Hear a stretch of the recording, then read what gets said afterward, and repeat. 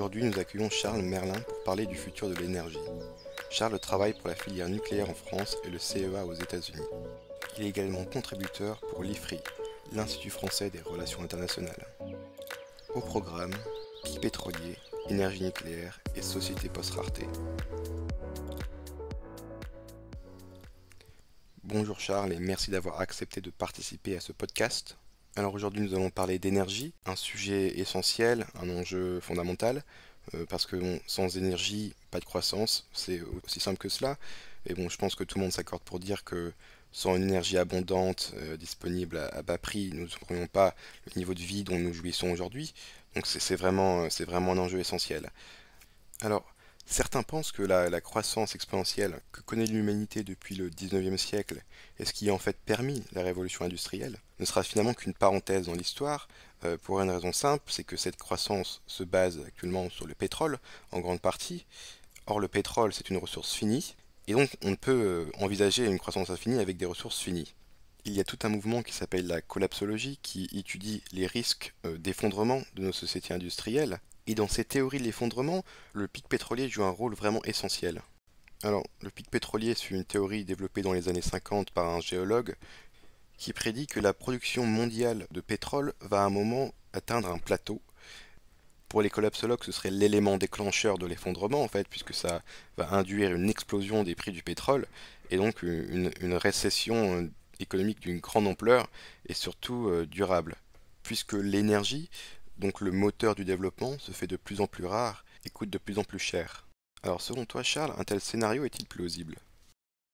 Alors, pour moi, pas du tout simplement parce que il y a de telles, on va dire, méconceptions, si j'utilise une sorte d'anglicisme, sur la plupart des concepts utilisés.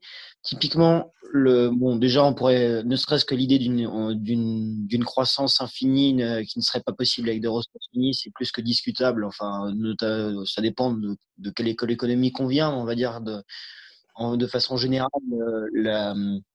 la théorie de la valeur n'est pas du tout liée seulement aux ressources qu'on mettrait dans les produits. Que j'ai tendance à utiliser toujours une analogie qui est une tonne de sable, voire même 2 tonnes de sable, vaudra toujours moins qu'une baie vitrée qui fait 20 kilos.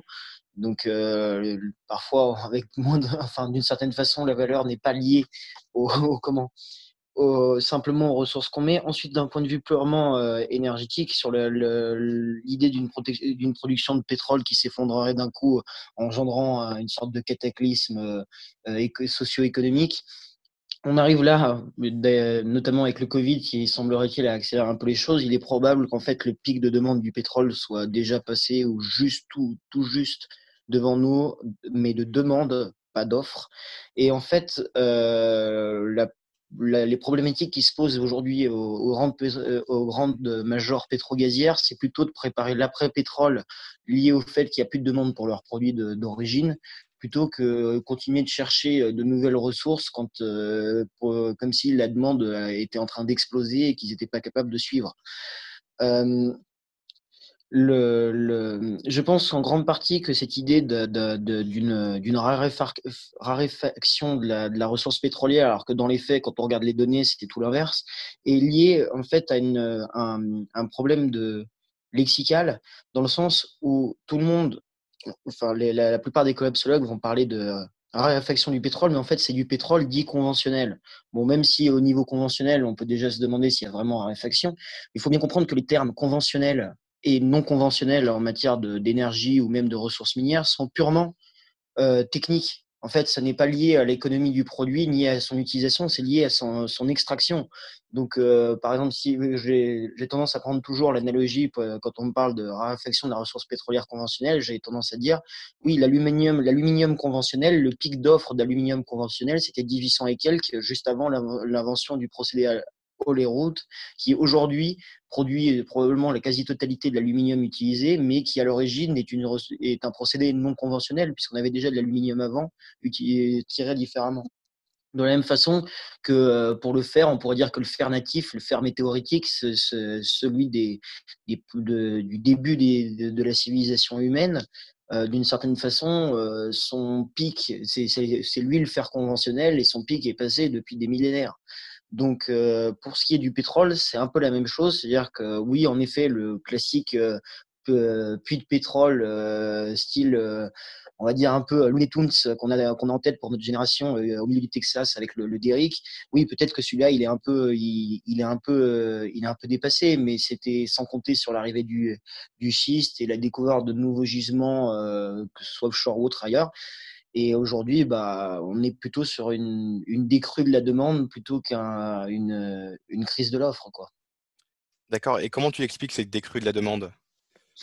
Bah, cette décrue de la demande, elle s'explique tout simplement. Bon, là, il y a le Covid qui fait effet, qui ralentit fortement les économies. Mais cette décrue de la demande, elle est liée à deux grands domaines, enfin grandes dynamiques. La première dynamique, c'est une réduction de la consommation par usage. Très clairement, les nouveaux moteurs, par exemple, de voitures ou autres automobiles, consomment beaucoup moins qu'avant et donc ça se fait quand même sentir.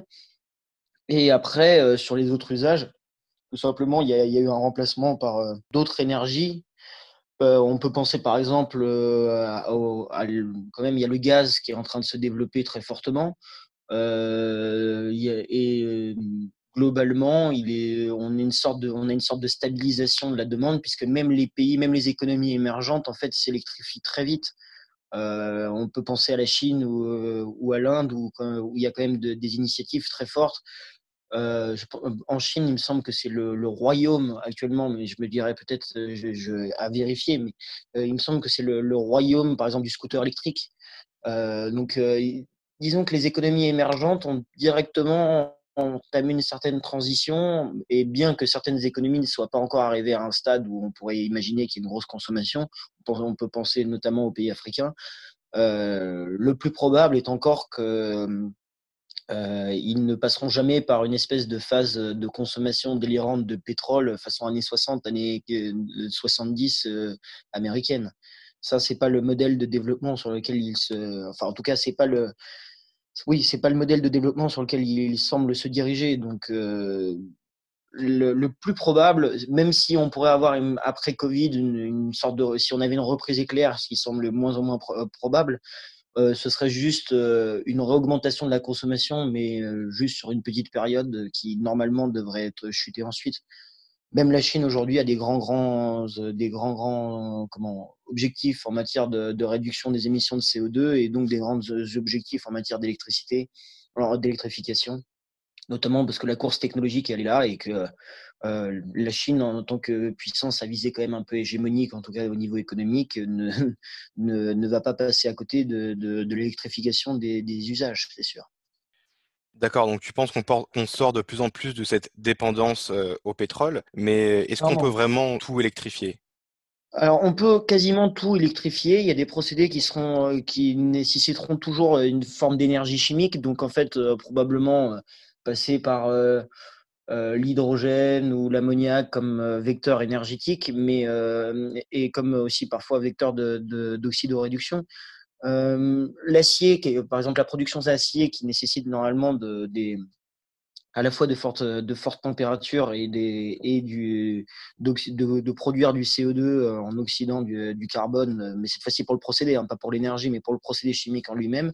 Là, par exemple, les Suédois ont développé un procédé qui s'appelle REMIT, qui permet de faire de l'acier sans CO2 en utilisant du dihydrogène à la place d'utiliser enfin, à la place d'utiliser seulement de l'oxygène sur le carbone, en utilisant du dihydrogène, ce qui fait qu'il n'y a pas de production de CO2 pendant le procédé.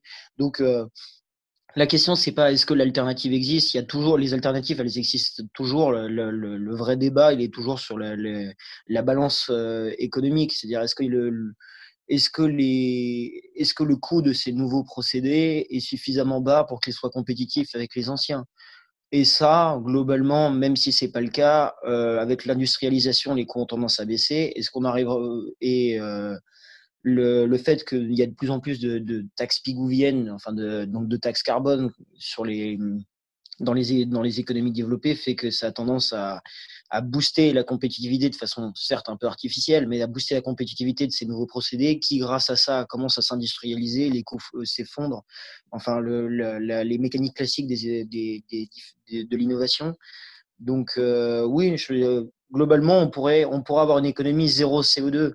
Après, est-ce que c'est vraiment nécessaire dans le sens où ce qu'on vise, c'est le net zéro, c'est pas le brut zéro d'une certaine façon. Donc en gros, on peut toujours avoir 5 à 10% des émissions actuelles et il y aura plus ça n'entraînera plus de réchauffement climatique parce que ça ne fera pas déborder la capacité des puits de carbone à absorber le CO2 qu'on produirait. Donc, on pourrait techniquement faire du brut zéro, mais de toute façon, on vise que le net zéro. Donc, tout potentiellement peut être décarboné sans pétrole et sans gaz presque. Enfin, l'aviation à l'hydrogène risque d'être une baudruche qui va se percer assez vite pour des raisons techniques.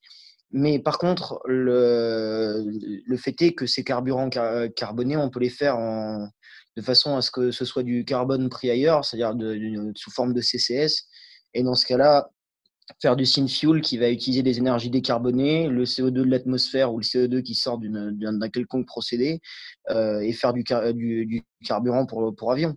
Donc c'est quand même possible, même si la démarche serait pas très très économique. Mais en gros, il y a que quelques petits domaines comme ça, comme le transport aérien, qui sont plus difficiles que les autres, en tout cas à décarboner. D'accord, donc en fait, si je comprends bien, c'est moins un problème technique que vraiment un problème économique et même de politique économique et d'organisation. Et du coup, comment on fait pour essayer d'accélérer cette transition? Est-ce que tu penses que ça viendra naturellement, que la taxe carbone, ça suffit? Ou alors, est-ce qu'il faut organiser par le biais d'une sorte de planification? Globalement, en toute honnêteté, le seul levier efficace de politique gouvernementale dans les faits, ce sont les taxes pigouviennes, ce sont des taxes carbone, dans le sens où surtout si elles sont, on va dire, technologie neutrales, dans le sens où elles vont pénaliser les procédés carbonés, mais de façon aveugle. Elles ne vont pas distinguer qui doit être les perdants, qui doit être les gagnants. C'est juste, bah voilà, si vous émettez, vous payez tant et c'est tout. Et c'est le seul levier qui est à peu près efficace. Dès le moment où les gouvernements ont eu tendance à forcer les choses vers une technologie quelconque par la régulation ou autre, en fait, ce qu'ils font, ce sont des situations où il y a des subventions à moissonner par des acteurs dont on ne peut pas leur en vouloir. Faut toujours critiquer le jeu, pas les joueurs dans ce cadre-là. Mais en gros, on a beaucoup de moissonnage de subventions autour par exemple, ça peut être les énergies renouvelables. Demain, ce sera l'hydrogène, mais ou encore des concepts encore un peu plus vaseux comme souvent la capture carbone peut l'être, ou même les smart grids, etc. Donc, on a créé un environnement où il y a énormément de fonds publics qui ont été pris par les impôts à l'origine, à moissonner par des acteurs qui finalement ont tendance juste à manger l'argent et ce sont pas des grandes innovations, ce sont pas des grandes dynamiques qui ressortent. Donc si on laisse libre cours à l'innovation avec une incitation fiscale qui est la taxe carbone, ça devrait fonctionner. Mais il y a quand même beaucoup de problèmes, notamment en Europe et en France, sur les barrières réglementaires classiques. C'est-à-dire qu'on a des barrières à l'entrée pour la plupart des secteurs économiques assez énormes.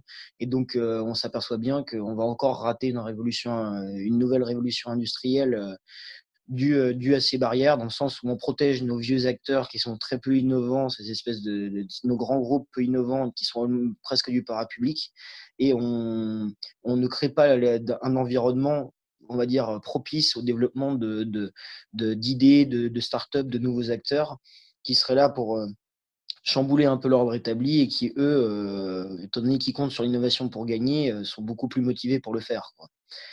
Donc c'est un peu dommage. Et il suffirait en fait de déréguler d'une certaine façon, plus que d'amener des régulations, des subventions, juste déréguler et offrir la possibilité de combattre à armes égales contre les grands groupes, les acteurs établis, etc. Mais c'est pas le cas. Donc c'est en tout cas en Europe et en France. Ok, mais justement, c'est ce que j'allais dire, c'est que ça suppose en fait un marché, un secteur de l'énergie, un marché de l'énergie qui est complètement libéralisé, ce qui n'est pas le cas aujourd'hui, en tout cas en France. On voit bien que c'est au Parlement que se décide en fait le mix énergétique. Voilà. Alors, pour ce qui est de l'énergie, parce que là, on parlait de décarboner en général la société, pour ce qui est de l'énergie, oui, il y a un gros problème, mais même cette fois-ci, quasiment aucun pays n'a un système qui est véritablement dérégulé. C'est-à-dire que les États dits dérégulés aux États-Unis, où le marché de l'électricité ou du gaz d'ailleurs est dit dérégulé, ne sont pas dérégulés. En gros, dérégulé parce qu'il y a une sorte de compétition pour vendre son électricité, mais il va y avoir des lois du type, on va avoir des, des, des exemptions de taxes ou des subventions à la production pour les renouvelables et pas pour les autres, et pas pour les autres sources d'énergie. On va avoir peut-être même des priorités d'injection pour les renouvelables, ce qui fait que ce sont des marchés totalement distordus et qui n'ont rien de dérégulé. Au lieu que ce soit en gros piloté totalement par une institution centrale, un gestionnaire enfin, je veux dire que le gestionnaire de grille ait son mot à dire sur les capacités de production mis en ligne, donc qui gère tout comme en France. On a des systèmes où il va y avoir un peu plus de compétition, mais en fait pas tant que ça, puisque les choix technologiques sont déjà faits par le régulateur. Donc on se retrouve avec des systèmes qui sont tout aussi inefficaces pour cela. C'est le grand problème des marchés de l'électricité actuellement, c'est que il y a à ma connaissance, il y a quasiment aucune région, aucun État qui a un système qui est véritablement dérégulé avec une compétition libre, une concurrence libre et honnête, quoi. Donc, c'est pour ça qu'on a, dans certains secteurs comme le nucléaire, il y a un manque d'investissement tout simplement parce que le, on va dire, le marché sur lequel l'électricité produite serait vendue n'est pas honnête, quoi. Ça ne pousse pas à s'engager dans des projets quand même qui sont pour le moment pharaoniques, très coûteux et qui ont une durée de vie de 60 à 80 ans. Pour cela, il faut donner des gages aux acteurs et qui ne sont pas donnés actuellement, des gages d'honnêteté, d'équilibre, enfin, d'avoir une régulation qui est équilibrée, quoi. C'est vrai que le secteur de l'énergie est considéré comme un secteur stratégique. D'ailleurs, il y a de plus en plus de secteurs stratégiques, mais celui de l'énergie, un des premiers. Et on parle souvent, bon, c'est le terme à la mode en ce moment de souveraineté, et donc notamment de souveraineté numérique, mais aussi de souveraineté énergétique. Est-ce que l'énergie, c'est pas trop important pour le confier au marché? Et quels seraient les risques en termes de géopolitique? Ce serait pas trop important dès le moment où c'est bien réglementé. C'est-à-dire que d'une certaine façon, bon, on peut toujours concevoir des modèles théoriques un peu idéalistes où il y aurait aucun acteur central qui gérerait quoi que ce soit. Mais pour le moment, on va dire que même dans les théories les plus libérales des, des réseaux électriques et qui peuvent être mises en pratique, l'idée c'est qu'il y a quand même un gestionnaire de réseau qui, lui, doit assurer l'équilibre offre-demande en permanence, parce que l'électricité ne se stockant pas, en fait, on est obligé d'avoir un équilibre offre-demande quasi parfait en permanence, qui est difficile à gérer. Et lui, si on lui donnait simplement des règles de bon sens, c'est-à-dire, bah voilà, on met une taxe carbone et après, le gestionnaire de réseau prend l'électricité de celui qui lui propose le prix le plus bas, ce qui semble normal. Son but, c'est de faire en sorte que les consommateurs d'électricité aient le prix le plus bas. Il peut aussi, ce qui serait bien, c'est qu'il puisse acheter de l'électricité enfin, je veux dire, avec des contrats futurs, genre 3 mois à l'avance. On sait très bien que 3 mois à l'avance, on sait très bien, allez, à 90, à 5-10% près, on sait très bien quelle va être la consommation électrique un tel jour, à telle heure. Donc le gestionnaire de réseau devrait acheter l'électricité au plus tôt. C'est comme ça qu'on assure que le marché fonctionne bien. Enfin, c'est-à-dire qu'il y a plusieurs grands principes. Il suffirait de quelques règles au gestionnaire de réseau, et il y aurait suffisamment d'investissement dans les capacités sans trop de problèmes. Alors après, sur le côté stratégique, en effet, les États et les gouvernements aiment avoir la main sur ces questions-là. Pour ce qui est de la sécurité, je veux dire, d'approvisionnement, le problème, c'est bon, certains États et certains gouvernements, notamment européens, ne gèrent pas très bien. Donc, en gros, ils se renvoient tous la balle en disant si on a un problème, de toute façon, on importera l'électricité de chez le voisin. Mais si le voisin fait la même chose, on peut se retrouver avec un dilemme du prisonnier un peu stupide. Mais après, pour ce qui est des sources d'énergie en elles-mêmes, c'est vrai que le pétrole et le gaz rendent dépendants rendent dépendants des pays d'autres acteurs étrangers, parfois plus ou moins mal intentionnés. C'est pas le cas pour toutes les sources d'énergie. Par exemple, le nucléaire, lui, au fait que l'uranium déjà a été assez peu prospecté, mais plutôt très bien réparti sur le monde, qu'on peut faire, enfin sur les terres émergées. Le fait qu'on peut faire des réserves pour pas très cher de combustible, pour 5 à 10 ans de combustible, ça fait que il est quasiment impossible qu'une nation avec des réacteurs nucléaires se retrouve à être vraiment à la merci de distorsion de marché par des acteurs malveillants. C'est quasiment impossible. Techniquement, l'énergie pourrait ne pas être aussi considérée comme non stratégique dès le moment où en fait on laisse les acteurs prendre des décisions, on laisse les acteurs pouvoir développer une stratégie d'investissement, etc., adaptée. Ce qui n'est pas le cas actuellement, puisque tout est distordu. Et donc, en gros, les acteurs s'intéressent plus à savoir comment utiliser la réglementation à leur profit, ce qui est normal, hein, plutôt que d'avoir une véritable logique économique pure de concurrence envers les uns envers les autres, quoi. Ce qui marcherait très bien. Ok. Et selon toi, bon, je sais justement que le but du marché, de la concurrence, est justement de révéler quelles sont les solutions les plus compétitives. Mais selon ton expertise, quelle est aujourd'hui l'énergie, l'alternative la plus compétitive? Je pense honnêtement que c'est le nucléaire dans le sens où, dès le moment où le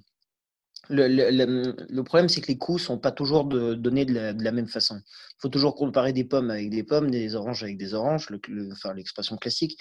C'est-à-dire que si on parle uniquement de coût marginal de production d'un mégawattheure, on se retrouve avec les renouvelables qui semblent être très bas, mais en fait, il faut bien comprendre qu'elles ne produisent pas tout le temps, que la plupart des coûts ne sont pas comptés de la même façon.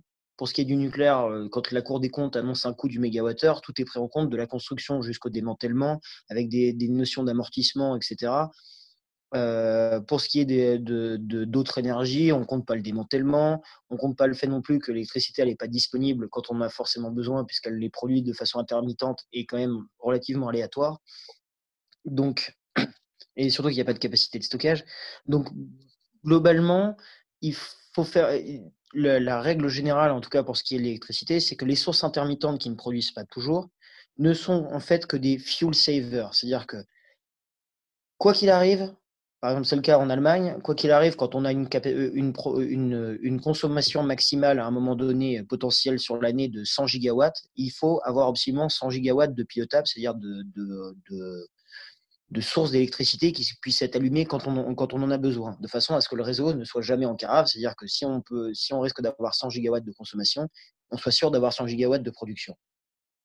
Comme l'éolien et le solaire n'ont pas de capacité assurée, et d'ailleurs, c'est pour ça que les Allemands n'ont jamais diminué leur capacité pilotable et ont juste multiplié par 2,5 leur capacité installée en mettant des renouvelables en plus.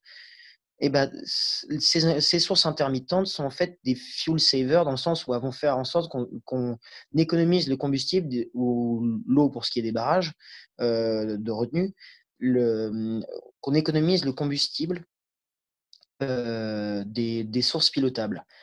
Et donc, en faisant un peu cette réflexion, on s'aperçoit que la seule façon que les sources intermittentes soient plus compétitives, enfin, soient intéressantes pour le réseau électrique d'un point de vue économique, c'est que leur coût de production totale, donc installation, etc., démantèlement, tout pris en compte, soit inférieur au coût du combustible.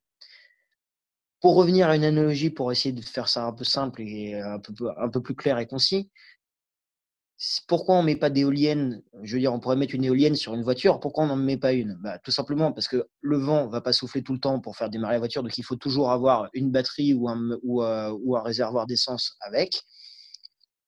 L'éolienne, tout ce qu'elle va servir, c'est donc d'économiser de l'essence ou de l'électricité de la batterie quand elle peut tourner.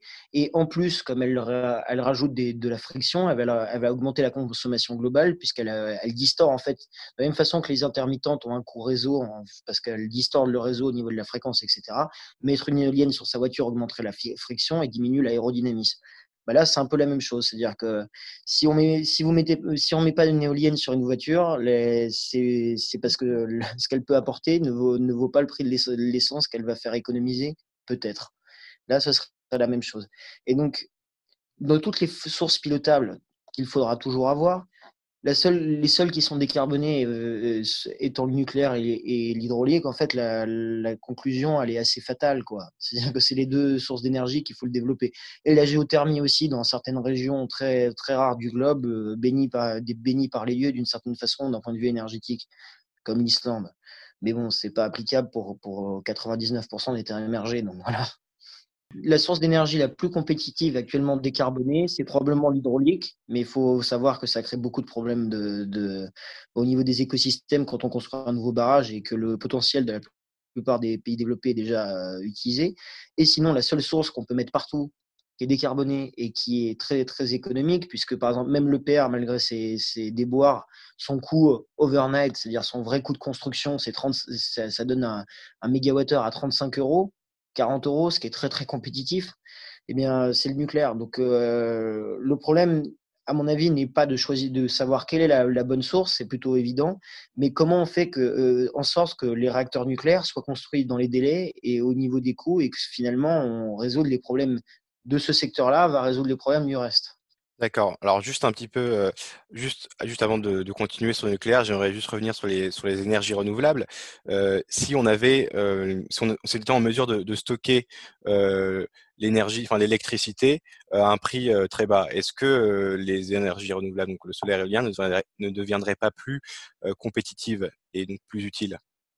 Ah, bien sûr que si, mais par contre, ce qui se passe, c'est qu'en fait, ça augmente la compétitivité des autres sources d'énergie aussi de façon au moins équivalente. Pour ce qui est, par exemple, des sources pilotables, le problème des sources pilotables, c'est comme je disais, quand on a 100 gigawatts de consommation maximale dans l'année et qu'on va avoir 100 gigawatts de pilotables, en fait, la consommation moyenne, elle va plutôt être aux alentours de 50 gigawatts. Donc, il y a une sorte de surcapacité forcément nécessaire pour être capable de passer le pic de consommation qui va pas et certaines sources vont pas fonctionner 95-99% du temps, c'est du gâchis. Si on a une capacité de stocker, en fait, on peut diminuer cette capacité pilotable, puisque une partie va être prise en compte, une partie du pic va pouvoir être compensée, enfin, va pouvoir utiliser l'électricité issue d'un système de stockage quelconque. Et donc, notre capacité pilotable va fonctionner pleinement à 100% en permanence, et donc ça va diminuer énormément le coût de certaines installations, puisqu'il n'y a plus besoin d'avoir des capacités de peaking, c'est-à-dire des capacités qu'on va utiliser même pas 5% du temps, qui sont des surcoûts énormes, mais nécessaires pour le réseau actuellement. Évidemment, pour les sources intermittentes, bah, on a l'impression que ça résout le problème aussi. C'est-à-dire que quand ça produit et qu'on produit trop par rapport à la consommation, comme les sources pilotables pourraient le faire, hein. Donc, quand on produit trop par rapport à la consommation, on stocke et puis après, quand on en a besoin, on ressort. Mais le problème est que, encore une fois, l'éolien et le solaire sont des sources aléatoires. C'est-à-dire que d'une année à une autre, on peut avoir une variation de 40-50% de la production du parc éolien ou du parc solaire d'un pays. Donc, comment gérer convenablement la capacité de batterie ou de système de stockage installé? Soit on n'en a pas mis assez, et dans ce cas-là, on a un réseau qui s'effondre, soit on en a mis trop, et on va avoir en fait une croissance assez rapidement, quasi exponentielle, du nombre de systèmes de stockage remplis et inutilisables. C'est très difficile d'avoir exactement chaque année de calculer, surtout que les systèmes de stockage, on ne peut pas juste ne pas s'en servir 5 ans et s'en servir la sixième année. Sinon, on revient au même problème que le pilotable pour le picking. Donc, d'une certaine façon, à la limite, ça peut justifier pour certaines installations extrêmement compétitives, parce qu'il y a toujours du vent ou toujours du solaire. Le soleil, ça peut justifier une présence dans un mix qui soit économiquement intéressante. Mais pour on va dire, de la grande capacité installée, un énorme parc éolien ou un énorme parc solaire pour un pays, avoir des solutions de stockage ne permet pas de faire du 100% renouvelable du tout.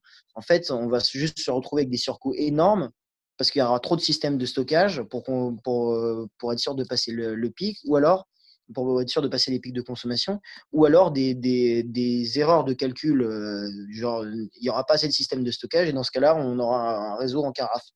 C'est quasi impossible de dessiner un parc de production avec, avec une majorité de sources intermittentes. C'est impossible, même avec un système de stockage. C'est une impossibilité logique, à moins d'être certain de connaître exactement la météo tous les jours de l'année, ce qui va être compliqué. Effectivement. Mais est-ce qu'il n'y a pas aussi des risques qui sont liés au nucléaire? Est-ce que miser complètement sur le nucléaire, c'est pas aussi prendre un risque? Il faudrait pas plutôt diversifier en fait les sources d'énergie? Bah, diversifier les sources d'énergie, plus personne se balade en quasiment juste, ou juste pour le plaisir, se balade en calèche, en calèche. En fait, non. Globalement, quand une technologie est bien meilleure que les autres, elle est appliquée de façon généralisée, puisque même un gain, enfin même une efficacité marginale supplémentaire justifie en fait une imposition quasiment totale de cette technologie-là.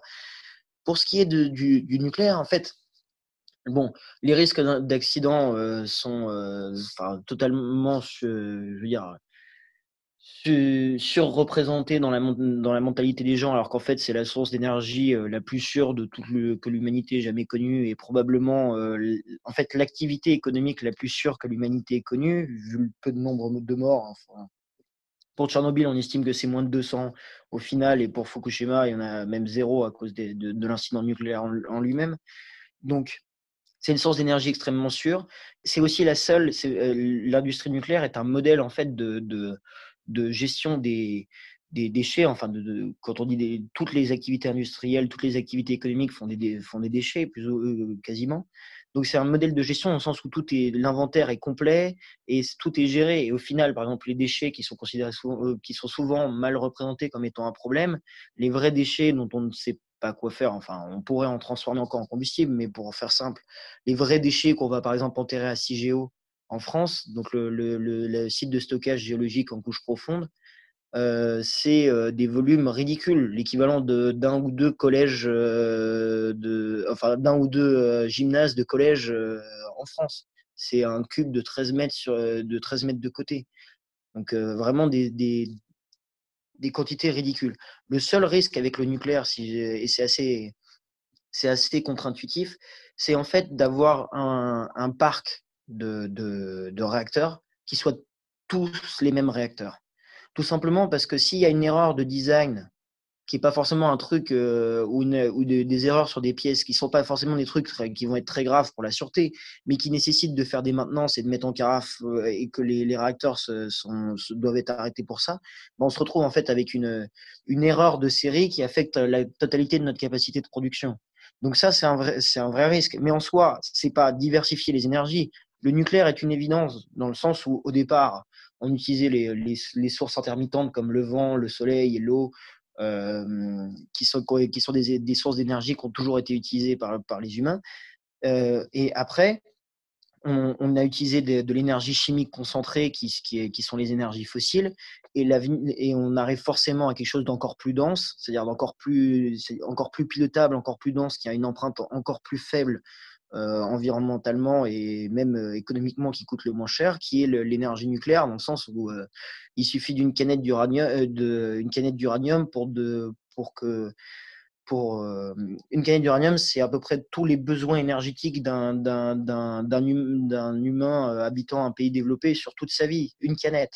Donc c'est extrêmement dense, extrêmement efficace. Donc on va toujours vers l'efficacité. Donc évidemment, on va aller vers le nucléaire.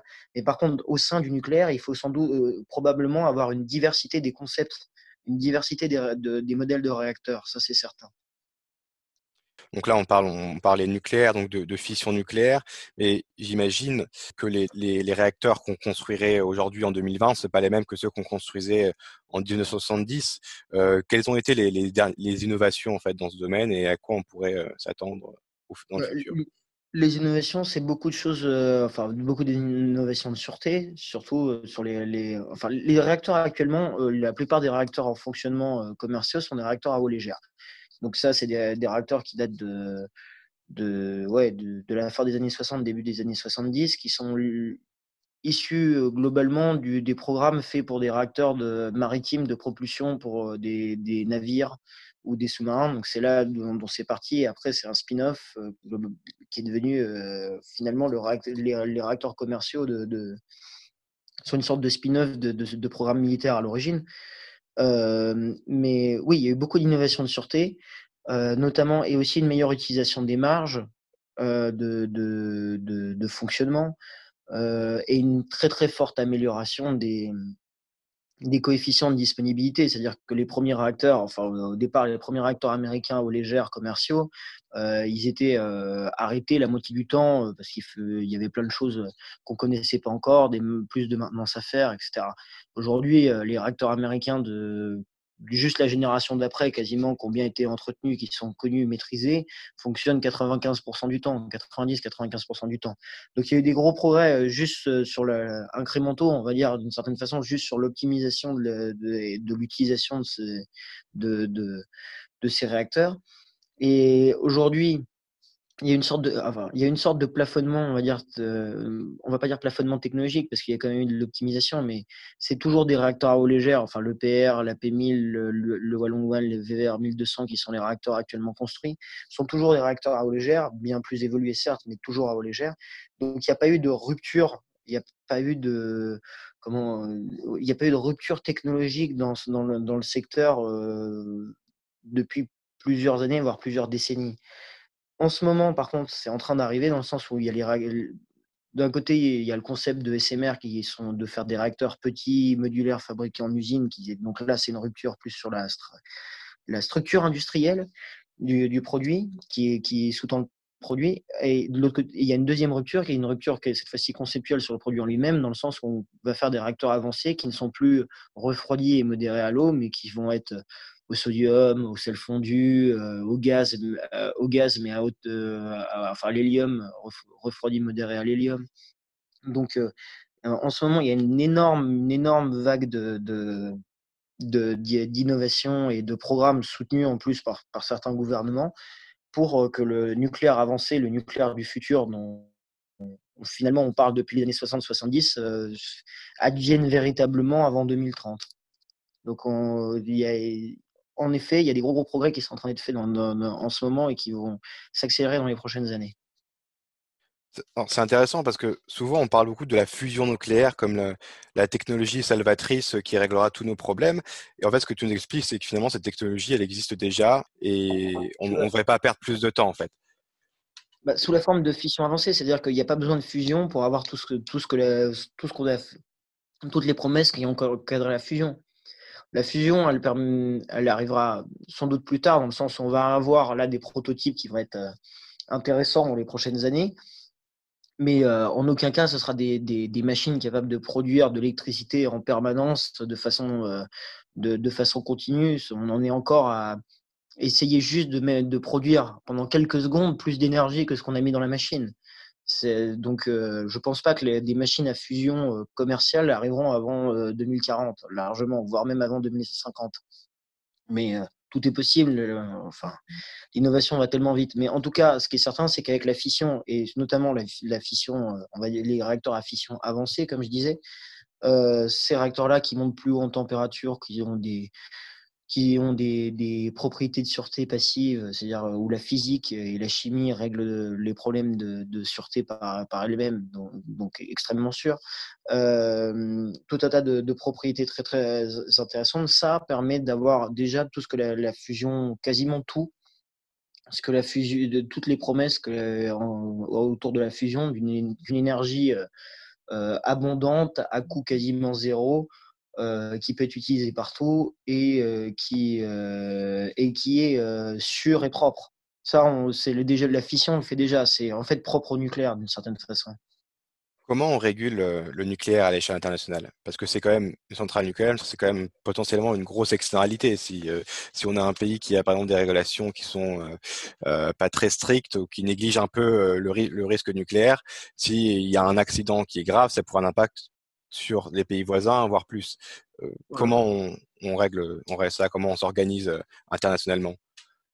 Mais déjà, il y a des agences de régulation dans tous les pays qui discutent entre elles. Il y a l'AIEA, qui est la branche de l'ONU en charge de l'énergie atomique, enfin de l'énergie nucléaire, qui régule tout ça, qui a des observateurs un peu partout.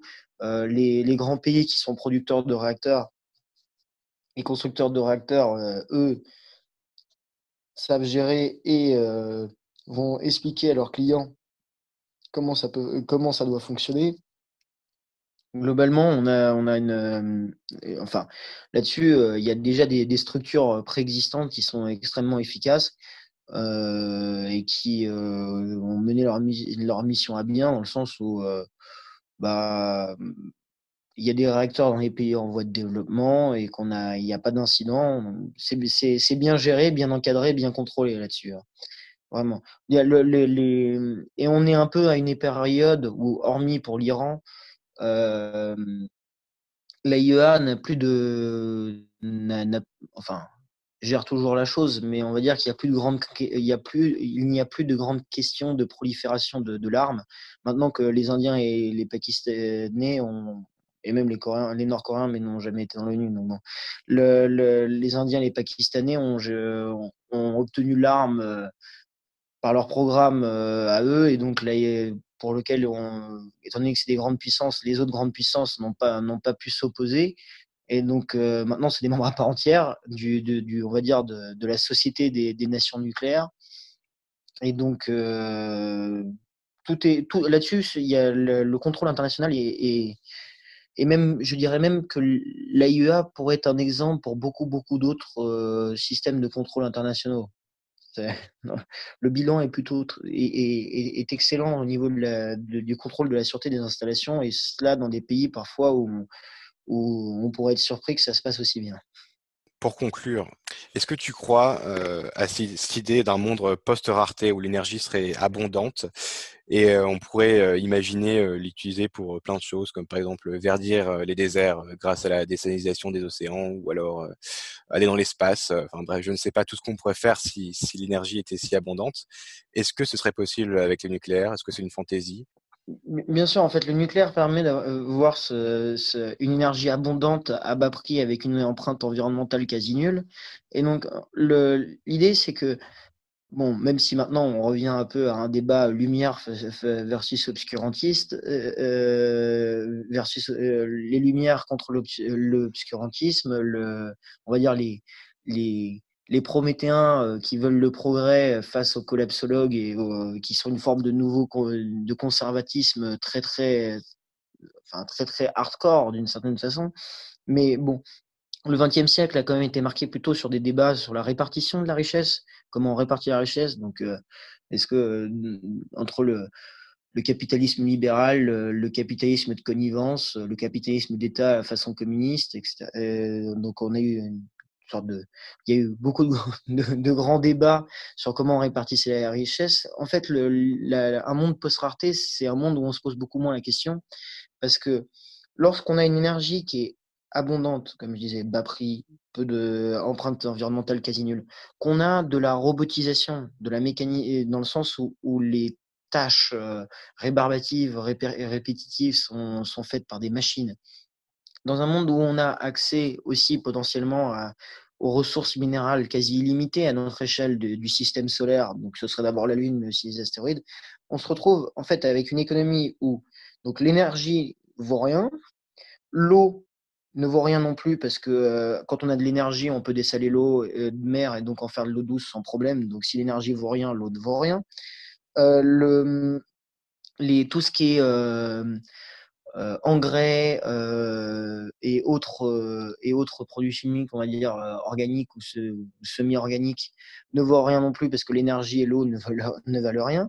Quand on a les ressources minérales qui ne valent plus grand-chose non plus, parce qu'elles sont à telle abondance dans les astéroïdes et la Lune proche, que donc on va dire tout ce qui est matière première ne vaut plus rien, quoi, en gros, que ce soit l'énergie, les minerais, l'eau ou les engrais, et que l'on a potentiellement une forte robotisation pour les tâches rébarbatives et répétitives. On se retrouve en fait avec une société où la totalité des produits, on va dire, de première nécessité, on dirait même plus que ça, c'est-à-dire des produits manufacturés, quasiment la totalité des produits manufacturés, de tous les produits agricoles, etc., ne vaudront quasiment plus rien non plus, puisque l'intégralité de leurs composantes de coûts, en fait, sont quasi nulles. Donc on pourra arriver. Une société post-rareté, en fait, c'est une société où les seules choses qui ont de la valeur, ce sont des choses, soit des choses rares, comme ça pourrait être des bois précieux. J'imagine très bien un bureau en acajou sera peut-être quelque chose un très bon investissement d'ici la fin du siècle. Et hormis les bois précieux et les œuvres d'art, il n'y a plus en fait que le capital humain qui vaut quelque chose. Et donc, ces sociétés-là pourront aussi, enfin, une société post-rareté, avec l'énergie qui ne vaut rien, l'eau qui ne vaut rien, les engrais qui ne vaut rien, a aussi une énorme force de frappe pour modifier les environnements et en fait, comme évidemment, faire verdir les déserts, euh, faire revenir même évidemment ce sera pas de la forêt primaire ou quoi que ce soit, mais redonner des espaces à la biodiversité, toutes ces choses là, c'est beaucoup plus facile étant donné que tous les produits manufacturés ne valent plus rien. Et donc quand je dis produits manufacturés, c'est aussi les machines, les produits agricoles. Mais en gros, oui, je pense ce n'est pas une fantaisie. Pour moi, c'est véritablement le futur, puisque si c'est possible de le faire, vu à quel point c'est attractif, ce sera fait. Voilà. Et c'est possible de le faire. Très bien, et ben ce sera le mot de la fin. Encore merci Charles. Merci de m'avoir invité.